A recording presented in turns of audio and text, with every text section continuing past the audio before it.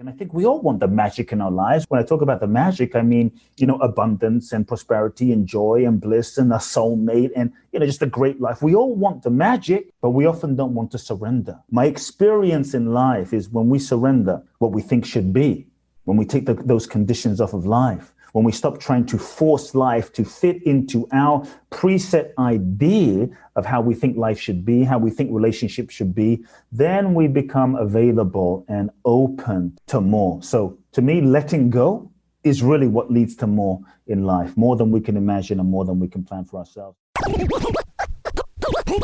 You're listening to Make Some Noise podcast, episode number 390 with guest Kute Blackson.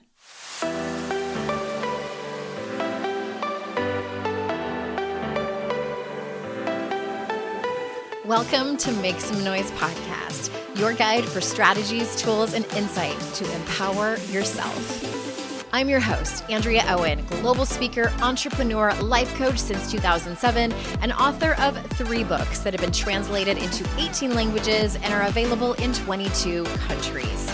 Each week, I'll bring you a guest or a lesson that will help you maximize unshakable confidence, master resilience, and make some noise in your life. You ready? Let's go.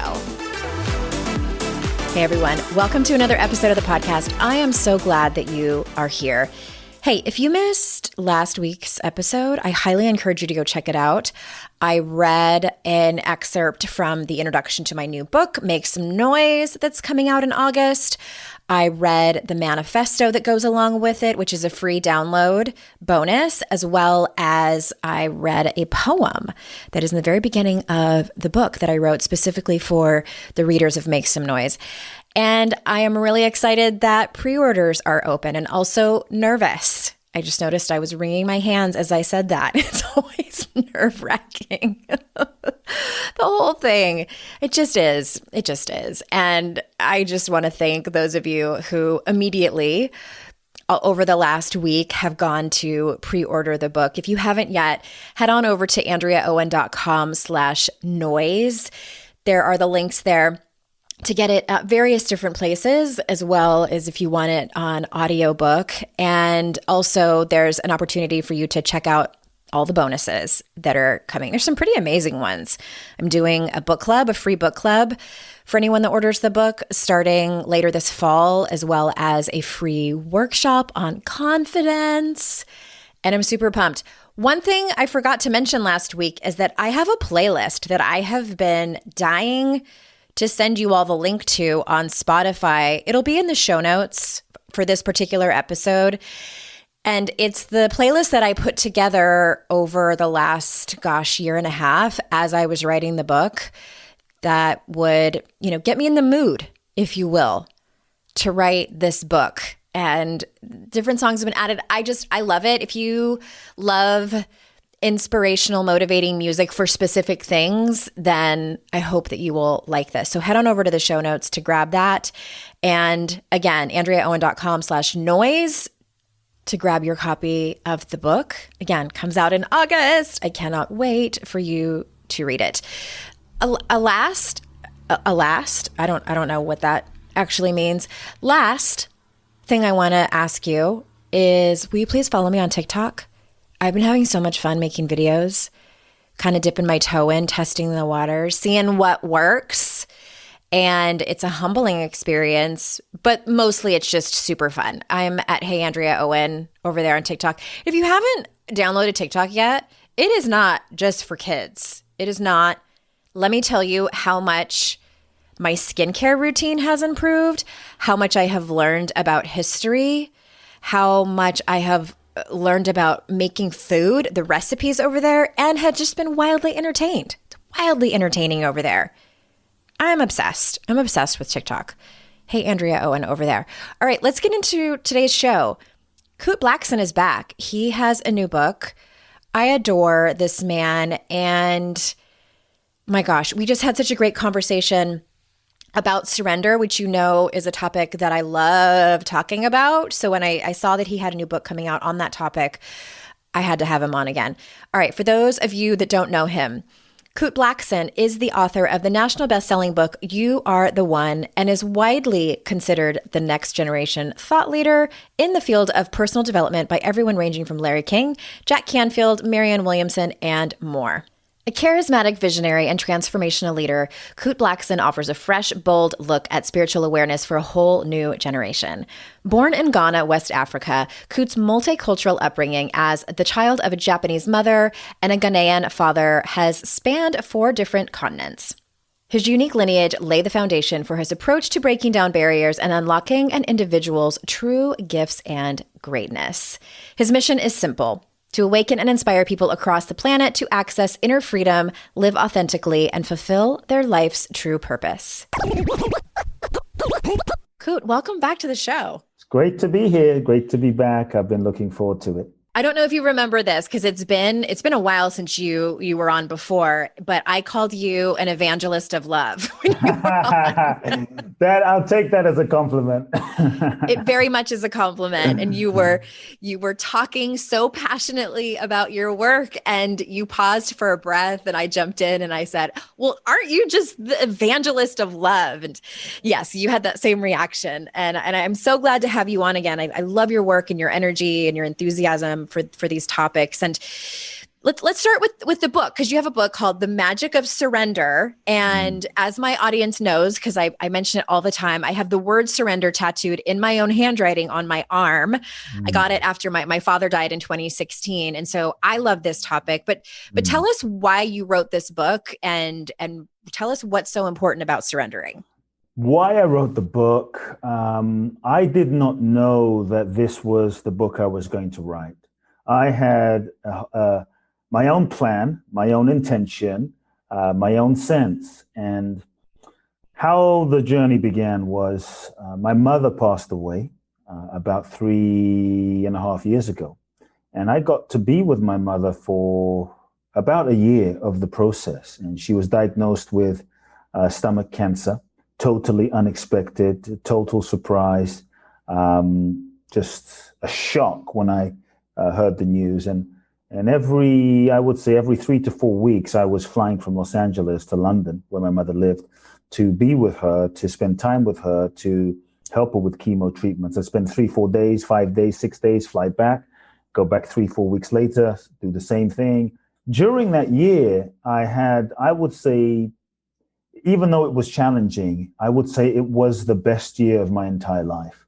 To spend time with her, to be with her, to sit with her, to talk with her, to converse with her, not about anything that seemingly important, but just, I got to the point where I actually thanked the cancer, because it brought us closer, in a quest to build my career and travel and reach people and impact people. I realized I'd been going nonstop, that I kind of missed these simple moments of just simply being and existing with my mother. And so I got to the point of just blessing and thanking the cancer, thanking this illness, and, really started to feel like, wow, why did I wait until something like this event, this experience, this diagnosis occurred to really appreciate these moments with someone so important to me? And so all these lessons were hitting me. And I also got to see and experience my mother during this process of a year, who basically dying. I mean, she knew she was going to die. The doctors pretty much after a month or two said, there's no cure, you're going to die. And every step of the way, I saw her at peace. Every step of the way, I saw her just centered. Every step of the way, I saw her, let's just say, surrendered, to whatever the outcome was. I remember the day the doctor said to her, we can't help you. Basically, he said, you have months, if not weeks, if not days to live. We don't know. So put your affairs in order. I was driving home. Before I put the key in the ignition, I looked at my mother. I'm feeling heartbroken by the experience. Right. I knew it was coming. And I looked to her and I said to her, how do you feel? What can I do? What, are you afraid? And she said, no, Kute, I'm not afraid. I know I'm not this body. She says, Kute, in fact, the only thing that I need really is just you to just do what you're doing. But what she really said that impacted me was, she simply said, I just want what God wants for my life. And I realized in that moment that she had such peace because she had surrendered to the will of life. She had surrendered and was in deep acceptance of her experience in that moment. And that it profoundly impacted me in such a deep way. And then she passed away. And through my grieving process, and after that, I had this idea to write this book about death and life and making the most of the moments. And during the process of putting my proposal together, literally, I would say the soul of this book revealed itself to me, and I realized that the key to my mother's peace and the key to her life. This was an extraordinary woman. I didn't even realize how extraordinary and how powerful she was. But the key to her life, a Japanese woman married this African guy. She couldn't speak the same language, went to Ghana, West Africa, and just followed her soul every step of the way, which I didn't appreciate because she's just my mother. Mm-hmm. I realized that this was her secret. This was her key. I realized that the key to my father, my father's built 300 churches in Ghana, West Africa, considered a miracle man. I grew up seeing blind people see and deaf people hear, and people pick up literally the sand that he walked on, wipe it on their faces and stand up. And I really saw that the key to his gift and his impact was his surrender. Then I started to reflect on the lives of so many people that I really respect. We're talking about Jesus and Buddha and Bruce Lee and Gandhi and Muhammad Ali and Mandela and Martin Luther King and Mother Teresa, and on and on. So many of the great ones. And I realized what made them great wasn't the fact that they were billionaires. What made them great wasn't that they were the most handsome people, the most this or the most that. What made them great is that each of them at some point surrendered themselves to the deeper calling of their soul, surrendered their lives to being used by something bigger than themselves. They surrendered themselves, and in that surrender and acceptance of, this is what I'm here to do, this is what life is seeking to express, this is why I'm here, rather than resisting, rather than negotiating, rather than fighting, they just opened themselves and just allowed life to use them. And what I saw was what life was able to do through them was way bigger than anything that they could have planned, anything they could have imagined. Look at someone like Mandela, who's impacted me so much. 27 years in prison. There's no way he could have planned that. There's no way he could have wanted that for himself or willed that. Yeah, I think I'll spend 27 years in prison and then I'll become this iconic Mandela. This was life. And so at some point, I realized the key to his peace, even in jail, was he had to come to a point of acceptance and surrender of what was, so that he could open to something bigger. And so for me, the soul of the book revealed itself where one day I was trying to figure out what is the book and what is the title and what it should be and about death and last day. And it was like the magic of surrender. It's like, no, that's too simple. That I was right. Resisting it. No, give me a sexier title. No. The magic of surrender. Because if you want the magic, and I think we all want the magic in our lives, when I talk about the magic, I mean, abundance and prosperity and joy and bliss and a soulmate and, just a great life. We all want the magic, but we often don't want to surrender, And so I believe when we surrender, my experience in life is when we surrender what we think should be, when we take those conditions off of life, when we stop trying to force life to fit into our preset idea of how we think life should be, how we think relationships should be, then we become available and open to more. So to me, letting go is really what leads to more in life, more than we can imagine and more than we can plan for ourselves. And so that's how the magic of surrender came about. If you want the magic, you've got to surrender, but in many ways we don't. It seems, I think, at face value, a little counterintuitive. And I want to just tag on to your evangelizing there and say that it took me a long time to realize that what you're selling is true. And that, when prayer for me looks different than it used to. Yes. But in its simplest forms, I just, close my eyes and ask the guides and angels to, now I just ask them to give me whatever strength, patience, my gifts and talents, whatever I was meant to do to serve this world. Yep. Please allow me to be open enough to serve it. Mm. And before, I used to ask for specific things, especially about other people. Like, please make that person behave differently. So I'll be happier and I'll get what I want. That's called a That never recipe for worked out. suffering. That's a recipe for Oh, suffering. I was suffering so much, Kute.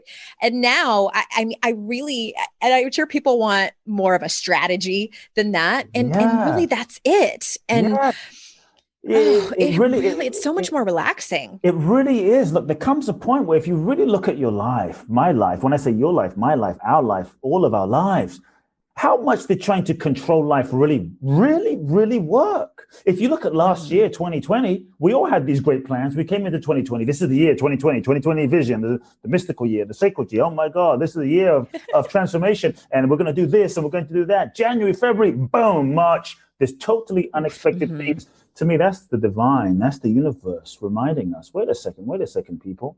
You thought you were in control of life, but are you really? So much of what we do is we try to strategize and we try to plan and we try to manipulate and we try to force and we try to control. Now, look, there's nothing wrong with planning. There's nothing wrong with strategizing.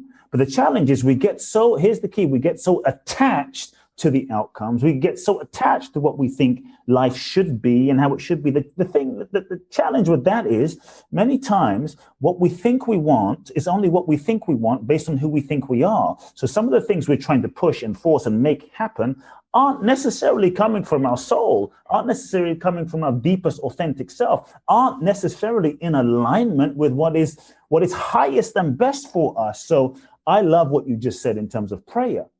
We think we're praying when we say, God, give me this, give me that, make that person be a certain way. That is control. That is manipulation. That is negotiation. That is a transaction. Like God is some kind of Santa Claus. Universe is a Santa. No. I think the highest prayer that we come to, because we then, at a certain point, we start realizing, wait a second, maybe what I think I want is not what I really want. And maybe what I think I really want isn't even what is best for me. You know, if you look at the relation, sometimes if you look back at certain relationships that you really, really like, I really want this. And you realize that was not even healthy. That was not even good for my soul. It was freaking toxic, but we really wanted it. And so to me, the highest prayer, this is the essence of surrender. The highest of prayer is being willing to be open. That doesn't mean you don't do your best. So you can plan, you can strategize, and you can give your best to the best of your ability, to do your best in the moment, to do your best in a relationship. That might mean you work hard, you give everything,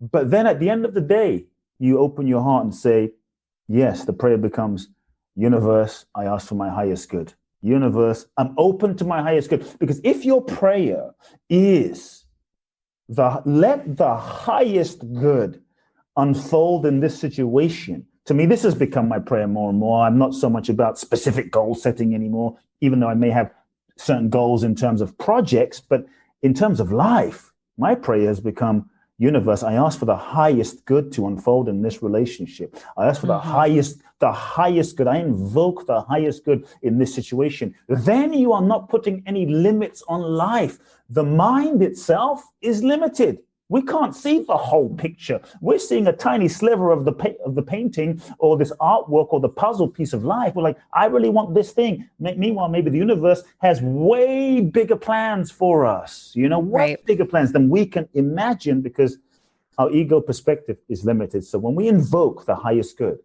that doesn't mean you're passive. That doesn't mean you're weak. That doesn't mean you can't be intentional. You still show up and do your part as a human being, but you're fully open. You're fully available so that if things don't work out the way you think they should or the way you want them to, rather than collapsing, rather than resisting, rather than getting angry, rather than forcing, we get curious. Like, if I've invoked the highest good and what I thought I wanted to happen isn't working, that must mean that there is something better, something even more amazing, something higher that is going or seeking to happen that I can't see right now. So we can stay open and we can stay curious when things don't work out. I think that's the beauty of surrender. So surrender isn't weak. Surrender isn't passive. Surrender doesn't mean giving up. Surrender doesn't mean just laying down and just not taking responsibility, because I think many times we fear that if we surrender, we're not going to get what we desire. If we surrender, someone else, we're going to lose. I'm saying, what if you got so much more? be open, be available. See, Yeah. like life has an intelligence, Andrea. Life has this, this life is breathing you, it's breathing me, it's breathing existence. Is there ever a day that the sun didn't come out? Is there ever a day that we woke up and it was like pitch black? Oops, sorry, the sun forgot to come out. It was asleep. No, every single day of our lives, the sun rises, the moon shines, the air gives us oxygen, this intelligence, whatever you want to call it, is functioning 8 billion people and all this millions and millions of species, and life it's just, there is an intelligence. And so I think we have to really learn to just trust that. Look at nature, look at your body, look at life. Life is unfolding. And I would say it knows, this intelligence, that we are all a part of that. It's not separate from us. We are essentially a spark of that intelligence. It knows how to fulfill itself through us if we are open, available, willing. Yes. Are you accepting memberships at your church? I feel like I need a fan. I want to sit in the front row. Hallelujah. Hallelujah. Hallelujah. Well, you mentioned Nelson Mandela. Yes. That's had an impact on your life, and people like Gandhi who are very well-known activists. And I'd be really curious about your thoughts about activism. It's talked about a lot lately, and I'm thinking of Angela Davis's famous quote, and I might be misquoting her, but she says, it's taken, I think, from the Serenity Prayer. I'm no longer accepting the things I cannot change, but I am changing the things I cannot accept. So how does surrender come into play there? Because I know it's not black or white. Either we completely surrender or we go whole hog into trying to change things. So what are your thoughts on that? See, it's a really delicate, important topic that is nuanced. First, I just want to say there's nuances to it, because it's not black or white. But here's the thing. I think activism is beautiful, and surrender is not just sitting down and doing nothing. Surrender is not just this passive thing. Sometimes it means standing up. Sometimes it means speaking up. Sometimes it means protesting and taking a stand, for sure. But what I found is, look, if you look at, let's say, Colin Kaepernick, taking a knee. This is activism, sacrificing a career that he worked so hard for because he stood for something much bigger. To me, his actions were prophetic. This is surrender. He was surrendering to his soul calling, to take action, to take a stand. And I think he's shifting the collective consciousness. So he didn't just do nothing. He took a stand. That is surrender. Sometimes we are guided in a direction to take a stand, to do something, to take an action, and we don't out of fear. True activism is following the deepest impulse of your soul that life is seeking to express through you, even if it's uncomfortable, even if it's inconvenient, and following that trajectory of your soul. And sometimes it takes you in directions that you don't want to go. But to me, surrender is to say, I will not negotiate and resist what I'm guided, the movement, the action, the activism that is seeking to express. When we follow that, to me, our actions are fueled by a deeper intention than our personal sense of self, than our egos. That's when I believe that our actions, when we are taking action in the direction and activism that is inspired from something deeper, then our actions have a, shall we say, more magnified, profound, powerful impact, because there's not just arising from our personality, it's arising from the soul. And the soul is charged with a deeper energy, a deeper consciousness, a deeper life force. Now, so what I will say then is the key, yes, I believe we should surrender and come into acceptance. What I mean by that is this. When we resist something that we don't like, when we resist something, we tend to give it more power energetically. Firstly, we will get stressed and pissed off and upset and tend to contract, and it will have control over us. When we tend to resist something, we give it energy, we give it power, we're not free. And I believe when we act out of a internal judgment to me, the key is this: the judgment that tends to arise inside of us that might be this is that, this is wrong, that is what I think we should be aware of. When we can come into surrender of the way things are, and then a deep acceptance of the way things are, that moves us into relationship with what is. And when we're in relationship with what is, rather than resisting what is, then our energy is not sort of like adversarial with the situation or the person. Our energy is freed up. Then we can act, but we can act from a place of freedom rather and let's say more equanimity, rather than acting from a place of pure emotionality or being off balance. My belief and my experience is we live in a world of interdependent polaric opposites, black and white. It's physics, yin and yang, up and down, male and female, all or nothing, good and evil, good and evil, high and low, rich and poor. This is physics. It's the Tao. It's the wholeness value. Life is the whole, and contained in life is the totality of all existence, not just one or the other. And so I say, don't look for perfection or utopia in this three-dimensional world, which is transitory, impermanent, and is the nature of, we live in the realm of duality. There will always exist duality. This is what keeps the entire physics of the world going. The true source of freedom and peace is inside of us, at the depth of our being, our consciousness, our soul. So when we can accept, this is what I mean by acceptance, the nature of this imperfect, three-dimensional reality. There's always going to be shit. There's always going to be stuff. There's always going our personalities will never be perfect, no matter how much breath work and yoga and meditation and books.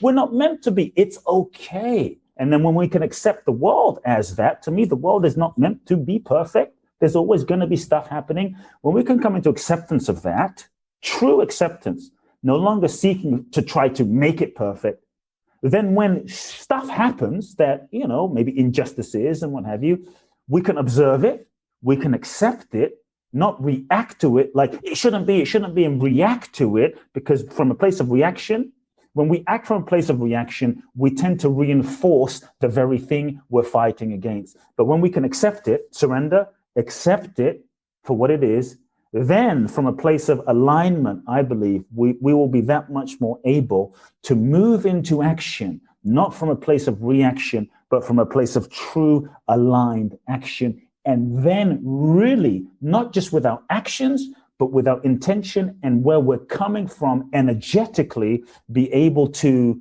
be more impactful in the change we make, because we're not like sort of like resisting it through our actions. Does that make sense? As you're saying that, I'm thinking of the audience listening and thinking, like, I wonder if they're having trouble kind of putting the dots together on when they've had to surrender or, had the option to either surrender or resist. Yes. I'm going to throw out, like, I'm thinking of like my top three. Go for it. I'm just going to anecdotally tell you. So the first one that I remember so well was when in my first marriage, my husband had an affair with our neighbor and got her pregnant, and we very quickly broke up. And I remember, in the first few days, just saying like, no, this can't be, we have to work this out. And I don't want a divorce. And I had to surrender to the fact that my marriage was over and that I, needed to move on. And I was 31 at the time and really wanted to settle down and have a baby. It was agonizing. That was a spiritual experience. Also having a moment where I was in the depths of despair, having a moment of peace wash over me, and just not just thinking, but feeling that everything was going to be okay. It didn't feel okay in the moment circumstantially, but I just knew whatever ended up happening, I was going to come out on top. Everything was going to be okay. So that was probably my biggest first lesson of surrender. The second one was I was in labor with my daughter, and I went into the bathroom. We were at the hospital because I wanted to be by myself. And I looked in the mirror and I looked like a wild woman. And I thought to myself, this labor is bigger than me. Like, my body knows what to do. I don't have any control of what's about to happen. All I can do is just breathe and trust my body and and it's all gonna come out the way it's gonna come out. And it ended up being a beautiful experience. The third one was several years after that, was when my father died. Not so much when he died, but afterwards, and the grief that I felt, having never lost anyone like that before, was so much bigger than me. Yes, it and is. I tried to have an agenda with my grief. I wanted it to be wrapped up in a bow, and I wanted to also have an itinerary. Like, Yeah. can someone get me a schedule with a paperclip and let me know how this is all going to work out? That was rough. That was rough. And I throw those out there for people thinking about where in their life maybe they've been forced to surrender, so you can glean the lessons from them. Yeah, yeah, absolutely. Absolutely. All amazing examples, you know. And I think the best things in life tend to happen when we least expect it. You know, I think that's when I've experienced the most amazing things to happen in my life. Especially when we have other plans for how we want them to go. Yeah, absolutely. Absolutely. And many times in the moment when things are falling apart, or things aren't going in the direction we want, we can't see the whole picture. And so the thing I encourage people to do also is giving up, which is not easy, but giving up the need to know, giving up the need to know everything. You know, the need to know everything can be another form of control, and be willing to open to and embracing the unknown. Because many times we think we know what something is, we think we know what something should be, but many times when we hold on to like, oh, this is what it is, oh, this is what it is, oh, I understand what it is, we kind of limit what actually is seeking to happen. And so I think it's learning to just breathe and saying, okay, I'm willing to not know what this is. I'm willing to not know where I'm going, but I'm willing to allow life, which has been around for billions of years, this intelligence, to just guide me. And I think the path of surrender, rather than trying to figure out life every single step, because how often our exact plans turn out exactly how we thought, is to allow ourselves to be guided by life and to start following the clues each moment in a relationship. You know, follow the clues moment to moment to moment to moment to moment. And I really believe that if we're open, if we're paying attention, and if we're willing and available, life gives us clues. And our job is to just take a step. We don't have to have the entire process figured out, and just take another step and take another step and take another step. I use the mantra, the clues are all around me, because that really helps me when I feel stuck and I need to know the answer. Yeah. That's what I tell myself. The clues are all around me. I'm interrupting this conversation to bring you a few words from one of our sponsors. You've heard many of the guests here on the podcast who are licensed therapists, and you know I encourage everyone to go to therapy. I'm proud to have BetterHelp as one of our sponsors because there's so many things I love about their service. When you sign up for BetterHelp, they'll assess your needs and match you with your own licensed professional therapist. You'll get timely and thoughtful responses, plus you can schedule weekly video or phone sessions. It's more affordable than traditional offline counseling, and financial aid is available. Their licensed professional counselors specialize in things like depression, stress, anxiety, relationships, sleeping, trauma, anger, family conflicts, LGBT matters, grief, self-esteem, and their service is available for clients worldwide. I want you to start living a happier and more fulfilling life today. As a listener, you'll get 10% off your first month by visiting our sponsor at betterhelp.com/kickass. Join over 1 million people who have taken charge of their mental health. Again, that's BetterHelp, HELP.com/kickass. And thank you for supporting our sponsors, because that in turn supports this show.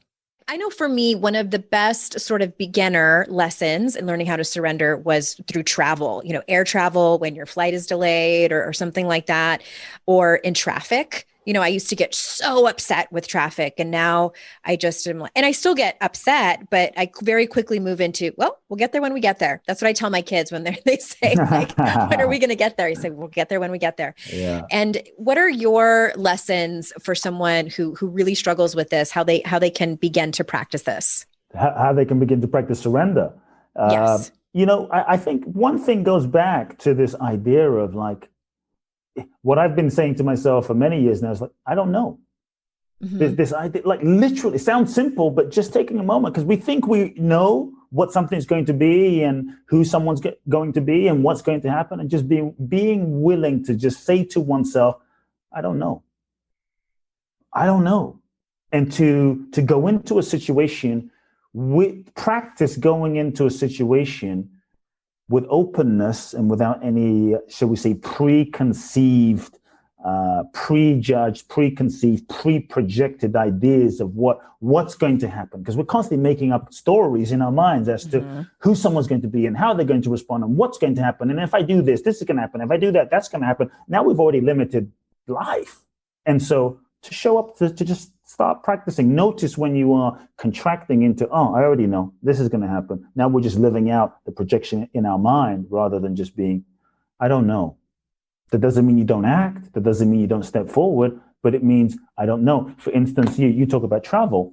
I had an experience a couple of years ago when I was just writing the Magic of Surrender book, and I kind of zoned in it was going to be surrender. And I had this experience through travel. Now, I would invite people to travel because I think travel definitely tends to get us outside of our typical routines. And so I had this experience where I was in Bali, Indonesia, doing my 12-day event. I finished my 12-day event.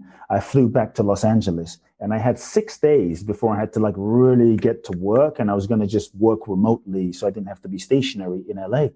And I said, I need to practice this surrender principle I'm about to start writing about. And so I landed at the airport at LAX, suitcases in hand. Landed, went to Tom Bradley. I showed up in Tom Bradley and I said, I'm just going to go travel for 6 days and see where the universe takes me. I'm going to just see without a plan, okay?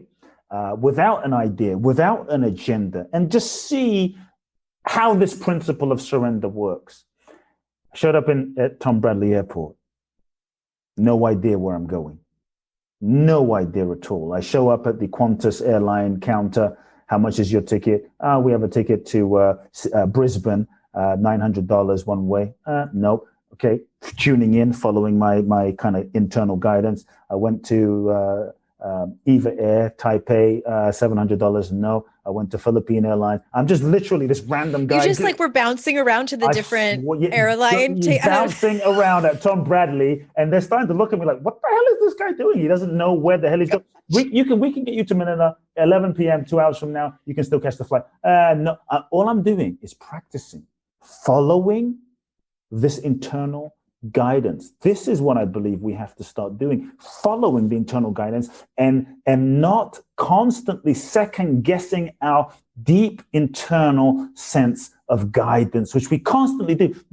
We're second guessing. I'm not sure. Something's off. My listeners also really like to get the counsel of anybody and everybody out there to see, because they're second guessing themselves. Yeah, we all tend to do that. We all tend to second guess ourselves in some way. And so here I am at the Tom Bradley Airport. Finally get to Thai Air.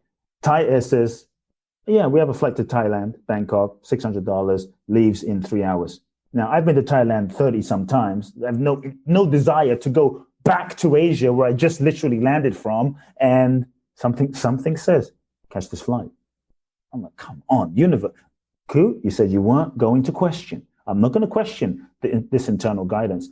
Catch the flight. I catch the flight, figuring by the time I get to Thailand, I'm going to have guidance as to where I'm going to go. I land in Bangkok. I'm standing at the airport waiting for the guidance. No guidance. I'm like, damn it. And then I feel this internal sense. Go to Bali. Now I'm thinking, I'm crazy because I just came from Bali. Yeah. Now I'm going back to Bali. Like, check this. I'm going back to Bali like literally 3 days later. I land in Bali. I'm just following. I'm just said, I'm going to surrender. I'm going to follow. I land in Bali. The driver picks me up. He says, Kute, what the hell are you doing back here? I said, I don't know. All I know, something guided me here. Literally, I stayed 1 day. I woke up the next day. I'm going to go get some food at my favorite restaurant in Ubud in Bali. And the same impulse, it's not a big impulse. It's not like a voice. It's just a very subtle sense. Pushes me to say, don't go to that restaurant, go to this other restaurant. It's a vegan restaurant. I don't feel like vegan food right now. Go to this restaurant. I go to this restaurant, two tables open, six seat table, 2-seat table. They seat me at the 6-seat table. I'm sitting at the table going, okay, universe, I have no idea what the hell I'm doing back where I started, but I'm available and I'm open and I don't know. Literally within 15 minutes, sitting there journaling, open, available, not knowing why I'm here, a guy walks through the door. I look at this guy now. This was a guy in the middle of a jungle in Bali, okay? This was a guy who like, I'd say 14 years ago, I had tried to move heaven and earth to connect with. I was calling him up. I was tracking him down. I was sending emails to his office because I really wanted to do a project with this guy. I wanted to do a TV project with this guy. I felt this guy was the exact person I needed to connect with. Everyone was like, you need to connect with this guy. You need to connect, a media mogul guy. And there he is in the middle of Bali, in a jungle. What? Walks through the door by himself, with a friend. And then his friend looks around. He walks back out because there's no seats. His friend sits next to me and says, can me and my friend sit here? I'm like, sure. She calls him back. He sits on my right. She sits on my left. Her and I start talking and we start joking around. He turns to me. Him and I start talking for 3 hours. Get out of town. This guy who I tried to connect with, 14 years ago, I literally was like stalking the person thinking this is right. And here he is. The universe brought him to my doorstep right there. And then he says, as he leaves, we have this amazing conversation. He goes, we're supposed to do stuff together. And as he leaves, he says, give me your cell phone number. And he texts me. And the text was, great to meet you. We're going to do some stuff. God's plan. So sometimes you can't plan. Wow. You can't plan what the universe can do. I could never have planned that. So give up the need to know. It sounds simple, but just start following. Practically, maybe you just, as a training, maybe you just take a weekend, a couple of hours on a weekend and just get lost in your city and just practice following without, your mind's intention and just see where it leads you. And I think curiosity is really important, to the spirit of being curious. And so that's why I think people can start giving up this idea of, I have to know where I'm going. I have to know I'm going. There's something inside of you that knows, and it will. What I'm enforcing is it will guide you in ways you cannot imagine. That is the point. Whatever you plan with your mind, okay, is limited to the understanding of your mind and your past experience.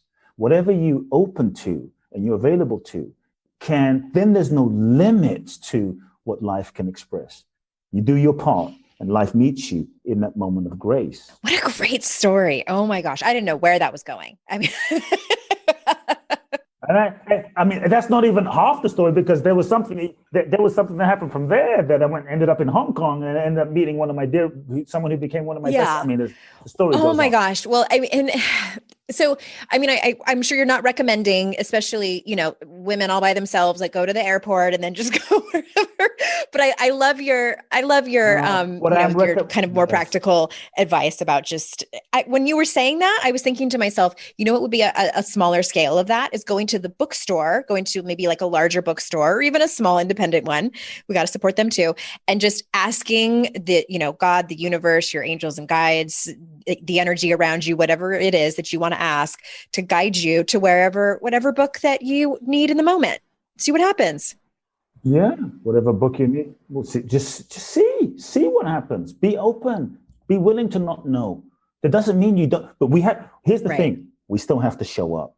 See, that's the thing that people don't understand. People think surrender is just what I sit there on my couch and just watch. No, you've got to show up to life and give everything. It's not going. You've got to show up and move in the direction.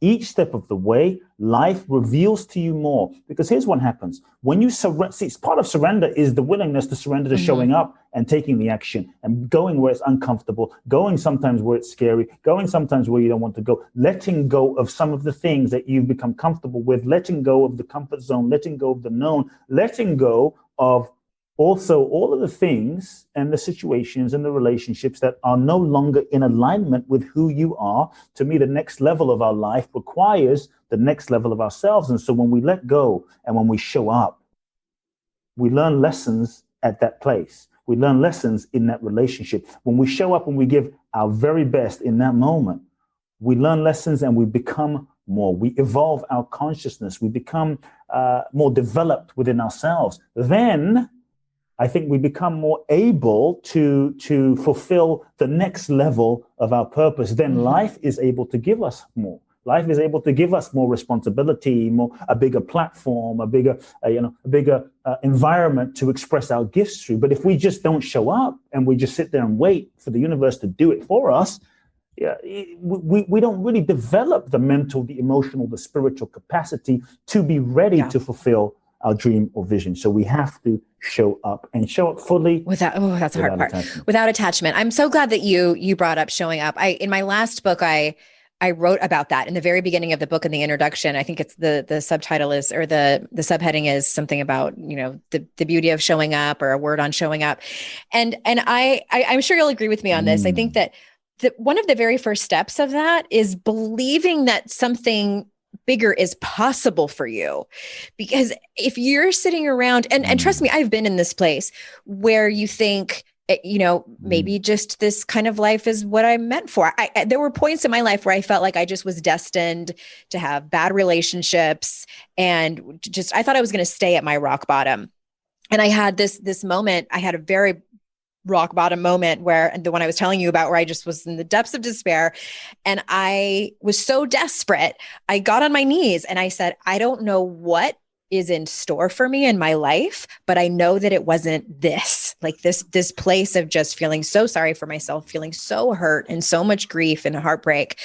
And at that moment, I just became open to whatever the universe had in store for me. Like, I am your student. I'm ready for something better. Just show me the way. And that's where I had that moment of peace. Like, everything's going to be okay, even though my circumstances were the worst they had ever been. And it was then where just these small kind of crumbs just got put in front of me. Like, okay, here's this person, here's this book, here's this workshop, here's this job opportunity. And they weren't these grand sweeping things that happened. It was just these small steps that allowed me to build my life back into the woman that I truly was meant to be, because I was suffocating before. I had to let go of how I thought my life was going to turn out. And what I want to underscore is believe that something bigger and better was in store for me. I just had to be open to receive it. That's when my life changed. The fact you got onto your knees, physically and metaphorically, like, here's the thing. I'm inviting us to think, what from this moment, let's not you don't wait have to wait until you have to get on our knees. You don't. So you don't have to wait. Exactly. Like, let's not surrender as a last result. I'm saying let's surrender as a first result from the very beginning and see what happens. That's the possibility that I'm inviting. Typically, though, as human beings with strong egos, as we tend to have, all of us. Well, that's what I had been doing all up until then, is that the universe had been tapping me on the shoulder for years, Kute, to leave that relationship, to change your life and all these things. And I was like, no, this is, I was trying to control. And I do believe that the universe intervened and said, okay, if you aren't going to walk away from this relationship and change your life, we're going to have to do something drastic. Like, they had a meeting. And they put this more suffering, more pain. So I am here also to tell you, you do not have to wait until you have this life-changing moment and the rug gets pulled out from under you. Listen to those taps on the shoulder. Yes, for sure. Yeah. I agree. I can't wait for everyone to go out and read your book, The Magic of Surrender. And we're going to put that link in the show notes, as well as the previous episode that you were on, where we talked about your other book. What is it called? You Are The One, right? That's your first book? Yeah. You Are The One. Okay. And do you have any last bits of words or of wisdom or evangelizing that you want to say before we close up today? Wow. All I really have to say is, I just want everyone to realize that this life that we have is a gift. This life that we have is short. None of us know when that moment will come to an end. And we all have the capacity to be great. To me, greatness doesn't require some special title. Greatness isn't being some CEO. Maybe you're not a Michael Jordan, or maybe you're not going to be a famous person. None of it matters. We all have the ability to be great and have an impact just by showing up and doing our part. And so I would just invite each person to see what happens when you let go, to see what happens when you give your all to each moment, to see how the moment transforms and the impact that you have. I promise you, life will show up and give you more than you can imagine. It may not be what you thought, but it will be more and better than you can imagine. And so if you want the magic, surrender. That's my invitation. I'm going to take that and put that in my pocket and keep it there. Thank you so much for coming on and sharing all of this wisdom with us. And listeners, thank you so much for being here for this entire episode. I value your time immensely and have so much gratitude for you. And remember, it's our life's journey to make ourselves better humans and our life's responsibility to make the world a better place. Bye, everyone.